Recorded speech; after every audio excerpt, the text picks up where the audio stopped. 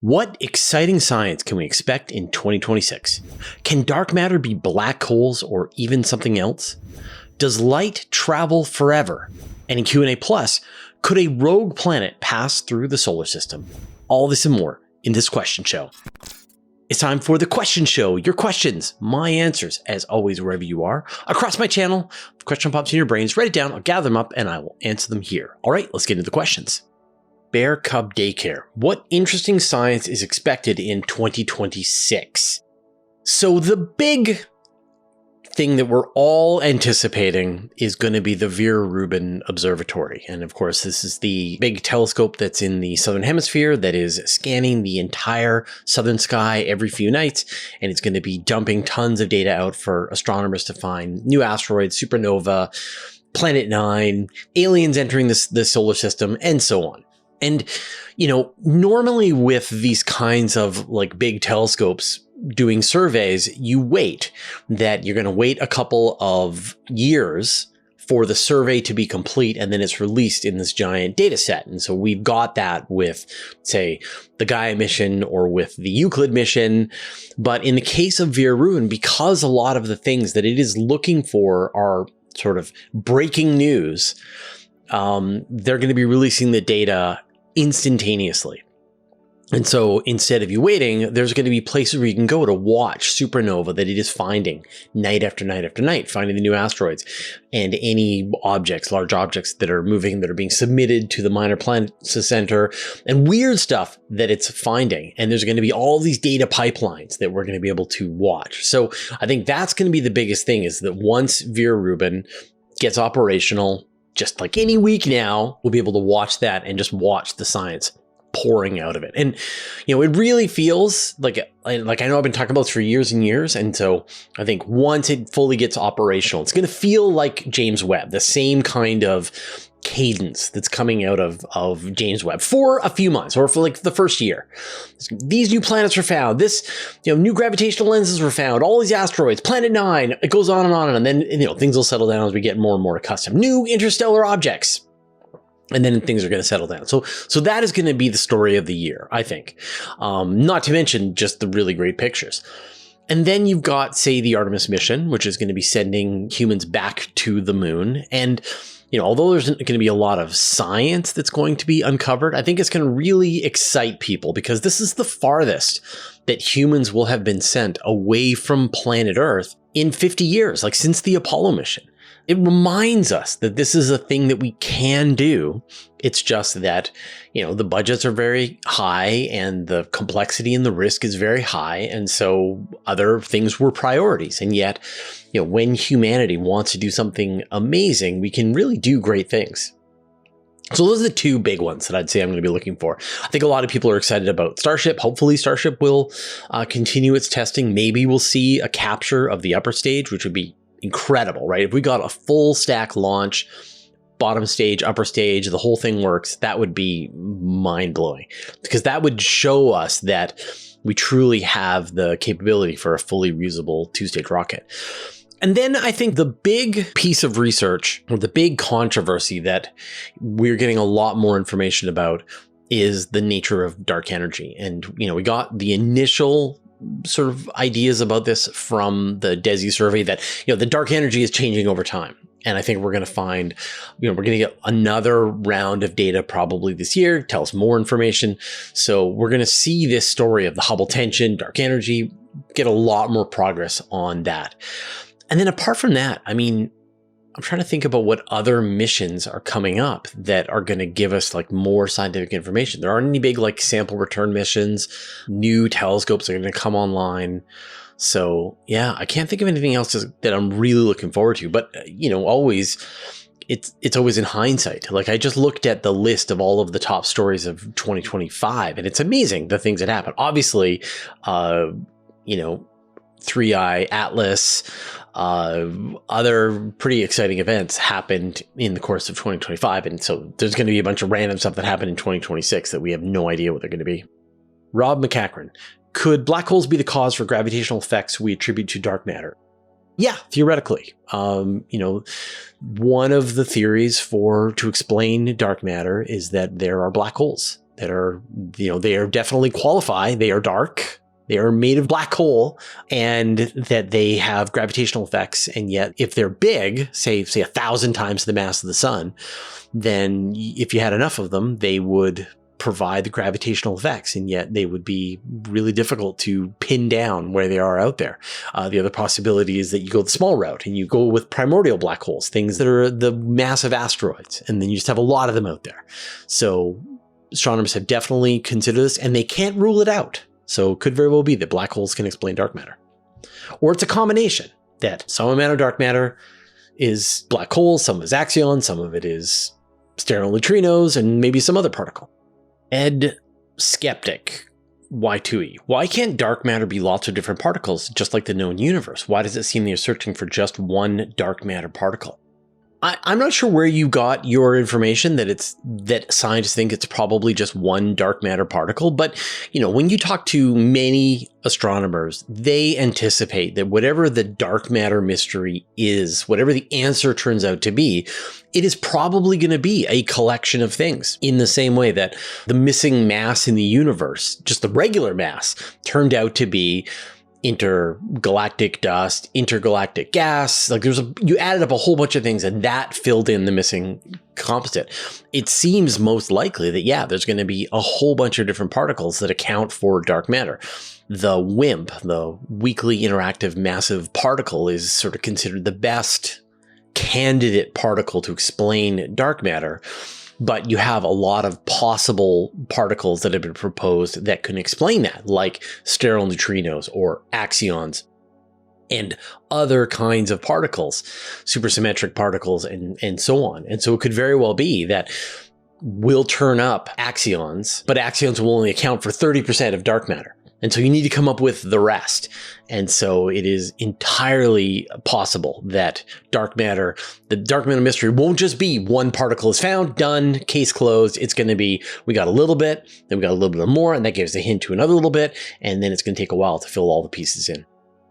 It's time to shout out our new patrons at the $5 level and above: Mike Stabil, Gary Milliken, Marcel Smits, John P., Joris, Chris Brube, Matthew Hahn, Fionn, Lindsay Holt, and Martin Ewing. Join our community at patreon.com/universetoday. New Tech Doe. Does light travel forever? Does it bounce from walls, objects, travels in space forever? Where does it go?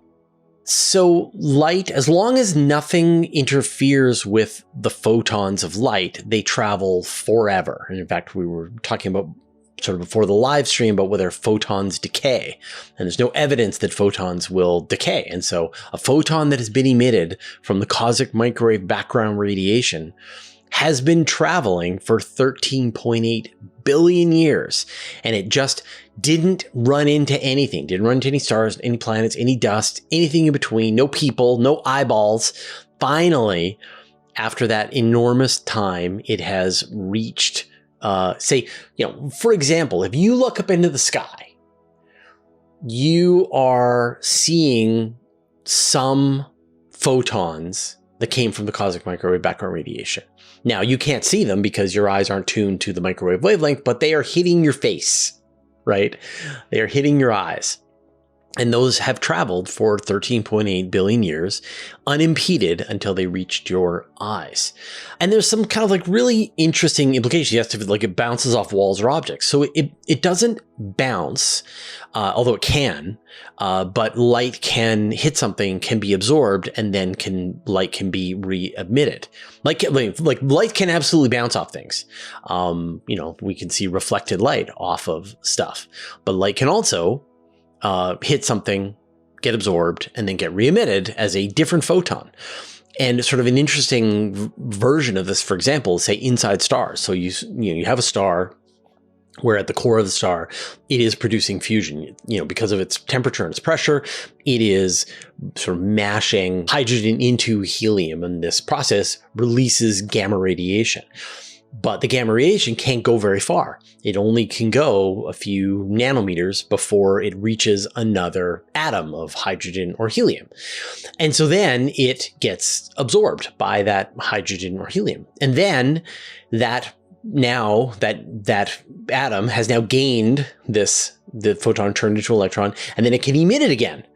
And then it does it again. And then now you've got the photon goes out and then hits another thing, gets absorbed, gets emitted. And so the photons will do this random walk inside the core of the star until finally they make it all the way out of both the core, out of the radiative zone, and into the convective zone of the star. And it's estimated that light can take, from when the initial fusion reaction happened to when the light finally makes it outside of the star can be tens of thousands, maybe hundreds of thousands of years for that process to happen, for the light that originated inside the star to finally be able to make its way outside of the star. And then the other kind of crazy implication is that from the perspective of the photon, because it's moving at the speed of light, it doesn't experience any time.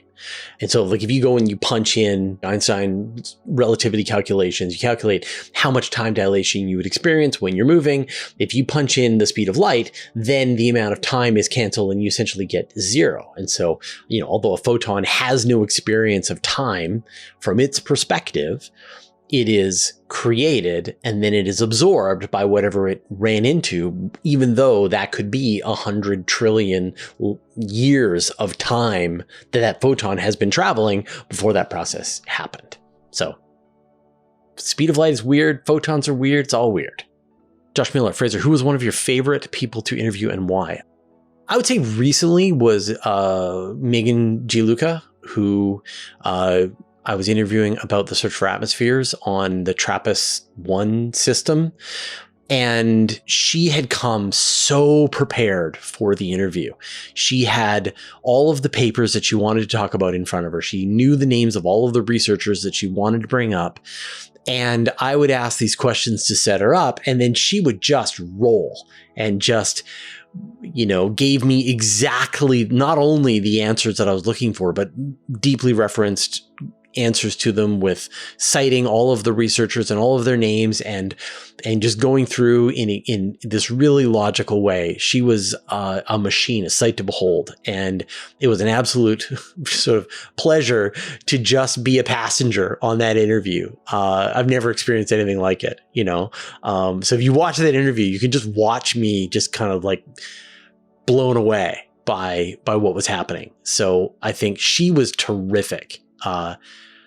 What a superstar. And then I have people who I really enjoy talking to. And there are so many of them where it's just an easy fit. I like talking to Adam Frank. I like talking to David Kipping. I like people who are very comfortable, who have a lot of experience in doing interviews, are very well spoken, and you just enjoy your time with them. And you're like, where did the time go? We could do this all day. Like we could literally just chat about this kind of stuff all day. I just did an interview today with the director of the Columbus Science Center. And it was one of those where we were it becomes less of an interview and more of a conversation, which is, I know, a thing that people find a little unpleasant, I think. They don't like me to talk. They want me to just listen. And like, why are you interrupting him and bring up your own points? And I think it's, because that's how conversations work. As a person says something and you see where they're going and you're just really enthusiastic and you want to jump in. And as an interviewer, it is a thing you are not supposed to do, right? You do not interrupt the person that you're talking to. But as having a conversation with someone, I'm sure that's what your experience is like. It's this give and take, it's back and forth. You're having a really good time. So those for me are very fun when we're having this conversation and we're both sharing ideas and it's really fun. I get that with John Michael Gaudier when we talk. He's sort of very similar to me. We're more just peers chatting with each other about the interesting things that happen in space and less about him interviewing me or me interviewing him. So those for me are very fun, which is different than the times when I feel like I'm being a journalist, right? Like sometimes my job is to take this person who has this knowledge, to pin them down and to extract the knowledge from them for your benefit. And it can be hard work for me. It can be unpleasant for the person who's being interviewed, and it can be sort of difficult for you to listen to. And yet, knowledge is being transferred. You are discovering and learning new things about the universe because of this process. And so it is important work is being done. But other times it can be, hopefully, it can be this very casual, very smooth, very enjoyable conversation that you are just enjoying the ride. And I feel like I've been traumatized by the audience to not do that. And yet I hear interviews where it is this just back and forth, give and take, really interesting conversation with two people who have a lot of things to say and they're really enjoying each other's company. I would like to do more of that. So, you may find that I'm going to interview people, but it's going to feel a lot more like just a conversation. And I wish I could do more of that. I always have to sort of like decide, am I here to extract knowledge from this person in an efficient way? Or am I here to have a conversation? And there's no plan. There's no direction that we're going to go. We're just going to chat, and it's going to be, and hopefully, I'm interesting to listen to. They're interesting to listen to. The combination of it is going to be fun to listen to. It's something that you'll enjoy. I hope. So I think I'm going to be brave and do more of that and not feel so sort of, pigeonholed by the audience. Did you know that you can watch the same video with no ads and get a bonus question over on Patreon completely for free? We call it Q&A Plus. This week's bonus question: could a rogue planet pass through the solar system? And I'll put a link in the show notes. All right, those are all the questions that we had today. Thank everyone who put your questions into the YouTube comments, everybody who joined me for the live show. Our next live show, these are 2 hours long, where I just answer questions live with whoever has them for me. The next one is going to be on Monday, January 12th at 5 p.m. Pacific time. There's already an event here on the channel. You can just go, make sure it notifies you if you want to be able to catch it live and ask your question. All right, I'm going to talk about some anime that blew my mind when I was a kid. But first, I'd like to thank our patrons. Thanks to Abe Kingston, Bear Lake Roofing, Brian Boder, Caradwin, Chuck Hawkins, Commander Baylock, Cy Nielsen, Darkfinger, David Gilton, David Matz, Evan Pro, Greg Feely, James Clark, Jerry Madden, Jim Burke, Jordan Young, Josh Schultz, Marcel Spitz, Michael Purcell, Nordspace, OneStepForAnimals.org, Paul Rohrbach, Ren Kaidu, Richard Williams, Sean Sargent, Stephen Fowler Munley, Team 49, Telescopes Canada, Wolfgang Klotz, and Zeldaborg Galactic Defender, who support us at the Master of the Universe level. And all our patrons, all your support means the universe to us. So I'm in my mid 50s now, but when I was a kid, when I was sort of like watching animated shows, it was in the late 70s, early 80s. And at that time, we had Looney Tunes, which was like pretty good cartoons, and then just a lot of garbage, a lot of like really badly made stuff designed to sell you breakfast cereal, which we bought a lot of. But and then I think in the early 80s, out came a series of television shows that like just blew my mind. And these were animated shows that came from Japan, and yet they had dubbed them, had sort of redone the theme songs, edited them to make them fit a Western audience, and play them on TV. And so there was 3 that kind of really sort of opened up my mind about an entirely different culture that I had no experience with.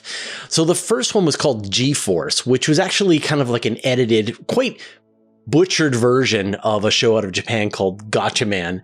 And they sort of made it seem very, I guess, good for families, good for children. And it turns out it was a much more violent, the original Japanese version, but I wasn't aware of that. And they had a lot of like cool robots that came together and would fight enemies. It was really cool. But the one that really sort of made me excited about this idea of like space operas and science fiction was Star Blazers, which is the adaptation that's the English version of the space battleship Yamato. And it was just amazing. There was like this story was told over multiple episodes, and you would sort of follow it from step to step to step. It was just incredible. And it had, dogfights and with spaceships and this incredible wave motion gun that the ship could shoot. And like, I could not believe what I was watching. And then the last one, which I enjoyed, I didn't like it as much, was Robotech. And they sort of had the Macro Saga, and there was, I forget the next one, the Next Generation. Anyway, there's a bunch of these sort of sequels to that. And still, airplanes turning into robots, fighting each other, character development. It was crazy. So those were my formative anime. And I think for my entire life, every now and then I'm looking for anime that sort of recaptures a lot of that feeling. And there's been lots of stuff that's been terrific, and I've watched it and I enjoy it.